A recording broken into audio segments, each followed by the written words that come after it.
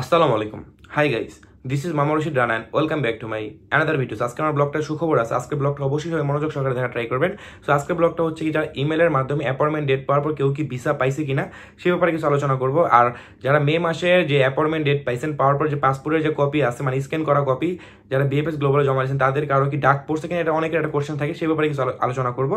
আর appointment ডেটে কিছু update দিব, নুলস্তর কিছু আপডেট দিব, যে কোন কোন শর্তে কি পরিমাণ নুলস্তর, সে ব্যাপারে কিছু আলোচনা করবো। আর আন্দোলন নিয়ে কিছু গুরুত্বপূর্ণ আলোচনা করবো। সো প্রথমত বলে রাখি, যদি আমার ভিডিওটা আপনাদের কাছে ভালো লেগে থাকে অবশ্যই আমার চ্যানেলটা লাইক কমেন্ট সাবস্ক্রাইব করে পাশে থাকবেন, আর পাশে থাকা নোটিফিকেশন বেলটা অবশ্যই বাজিয়ে দিবেন। আর যারা যারা ভিডিও দেখতেছেন বাট এখন সাবস্ক্রাইব করে, তাদের কাছে রিকোয়েস্ট চ্যানেলটা অবশ্যই সাবস্ক্রাইব করে পাশে থাকবেন। সো প্রথমত বলি যে ভাই, মে মাসে যারা পাসপোর্টের স্ক্যান কপি জমা দিচ্ছেন, সো এরকম একটা আমার কাছে আপডেট আসছে যে মে মাসের 29 তারিখে সে লোক আমাকে আপডেট দিছে। সে বাস এতটুকু শেয়ার করতে বলছে যে ভাই এতটুকু শেয়ার করেন যে আমি আপডেট আসছে, আমার ওইখানে মেসেজ আসছে রেডি ফর কালেকশন। সো আমি ওখানে গেছি, পাসপোর্ট তারা জমা রাখছে, ঠিক আছে। সো ইনশাল্লাহ যদি তার ভিসাটা লাগে ইনশাল্লাহ আমি আপনাদের সামনে শেয়ার করবো। সো সে আমাকে বলছে যে আমার ভিসাটা লাগে, সো আমি অবশ্যই আমার সাথে শেয়ার করবে বলছে। সো সেই জন্য সবাই ওয়েট করে থাকেন, আর সেই জন্য অবশ্যই চ্যানেলটা সাবস্ক্রাইব করে পাশে থাকেন। আর আরেকটা অনেকের কোশ্চেন থাকে যে ভাই, অ্যাপয়েন্টমেন্ট ডেট পাওয়ার পর যারা ইমেল পাওয়ার পর কেউ কি এখন পর্যন্ত ভিসা পাইছে কিনা। বাট এই কোশ্চেনটা কিন্তু আমি আপনাদের অনেক আগে একবার ক্লিয়ার করে দিয়েছিলাম, বুঝতে পারছেন যে আমার কাছে এরকম একটা আপডেট আসছে। সো এখন আমি আপনাদের আরেকটা প্রমাণ সহকারে ওইটাই আর কি, হয়তো অনেক আগে করছিলাম, সেটা হয়তো আপনারা দেখেন এই আন্দোলন, মানে দেশের আন্দোলন হওয়ার আরো অনেক আগে। সো হয়তো তখন আপনারা সেটা দেখেন নাই। সো এখন আপনারা দেখেন, যেটা আমি এখানে ভিডিওর এখানে দিয়ে দিব। সো একদম প্রুফ আকারে দিয়ে দিচ্ছি, ঠিক আছে। প্রথমে দেখেন এই যে এখানে 5/18/2024, বাস প্রথমে এটাই দেখেন 5/18/2024। 5 মানে কি, জানুয়ারি, ফেব্রুয়ারি, মার্চ, এপ্রিল, মে, ঠিক আছে। মে মাসের থেকেই তো আমাদের ইমেল করা শুরু হয়েছে। সো এখানে প্রুফটা পাইছেন। সো এটা হইতেছে 5 মানে 18 তারিখে সে জমা দিছিল, বুঝতে পারছেন। এটা তার পাসপোর্টের কপি, এটা তার পাসপোর্টের কপি। আর এখানে দেখেন, আমি আপনাদের ক্লিয়ার করে দেখাই।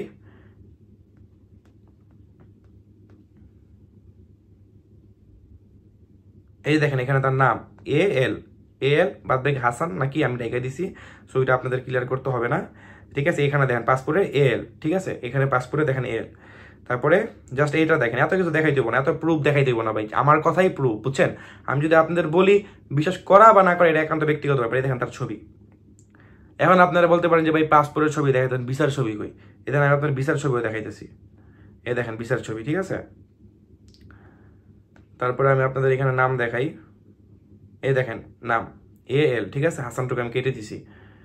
সো এটাই ছিল যে যারা ইমেলের মাধ্যমে পাসপোর্ট পাওয়ার পর জমা দেওয়ার পর যে ভিসা পাইছেন কিনা। সো এটাই ছিল তার প্রুফ আর কি। সো সেই প্রুফটা আমি আপনাদের এখানে দিয়ে দিলাম। আর মে মাসের এরকম একজন ভাই আমার কাছে আপডেট পাইছে, মানে আমি আপডেট পাইছি মে মাসে, যে পাসপোর্ট স্ক্যান কপি সে জমা দিয়ে আসছে পাসপোর্ট। সে যদি ভিসা পায়, সে যদি আমার কাছে শেয়ার করে, সেটা আমি আপনাদের কাছে অবশ্যই শেয়ার করবো। সো সেই জন্য অবশ্যই চ্যানেলটা লাইক কমেন্ট সাবস্ক্রাইব করে পাশে থাকতে হবে, আর নোটিফিকেশন বেলটা অবশ্যই বাজিয়ে দিতে হবে। সো এখন যেটা বলতেছি অ্যাপয়েন্টমেন্ট ডেটের আপডেট, বা অ্যাপয়েন্টমেন্ট ডেট হাজার অ্যাপয়েন্টমেন্ট ডেট দিচ্ছে না। সো এইসব কথাবার্তা হলো ফাউ কথাবার্তা। যারা যারা আপনাদের এইসব ব্লগগুলো শোনার পর ভাই বিভ্রান্ত হওয়ার পর পাগল হয়ে যান। হাজার অ্যাপয়েন্টমেন্ট ডেট দিচ্ছে না ভাই। সো অ্যাপয়েন্টমেন্ট ডেট দিচ্ছে বাট খুব কম। এখানে মে মাসের 3 তারিখ পর্যন্ত এখন পর্যন্ত স্টিল আছে। অনেকে বলে মে মাসের 10 তারিখ, অনেকে বলে মে মাসের 20 তারিখ। ভাই মে মাসের যা জুন মাসের বা এপ্রিল মাসের যে যাই মাসে বলে থাকবে, আমি কি আপনাদের প্রুফ আকারে এখানে দেখাই নাই? অবশ্যই আমি আপনাদের এখানে প্রুফ আকারে দেখাইছি। সো যখন অ্যাপয়েন্টমেন্ট ডেট আপডেটটা আসবে সেটা আমি অবশ্যই আপনাদের বলে দেখাবো।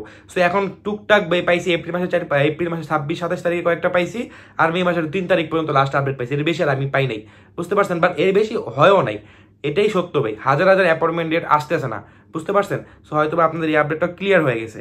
এখন যে নুলস্তর আপডেটটা দিব, যে ভাই বাড়ি শহর থেকে কিছু নুলস্তর আপডেট পাইছি, সালেন্য শহর থেকে কিছু নুলস্তর আপডেট পাইছি, আর কাতানিয়া শহর থেকে কিছু নুলস্তর আপডেট পাই, সেগুলো হইতেছে এগ্রিকালচার, ঠিক আছে। এই ছিল নুলস্তর আপডেট। আর এখন যে আন্দোলন নিয়ে আপনাদের একটা গুরুত্বপূর্ণ আলোচনা করে, অবশ্যই আজকে ভিডিওটা পুরোটা দেখা ট্রাই করবেন। কারণ হইতেছে কি, আপনাদের এর আগে আমি বলছি যে ডক্টর ইউনূস স্যার, যে ডক্টর ইউনূস স্যার যে আছে, তার বাসভবনের সামনে আন্দোলনটা করেন।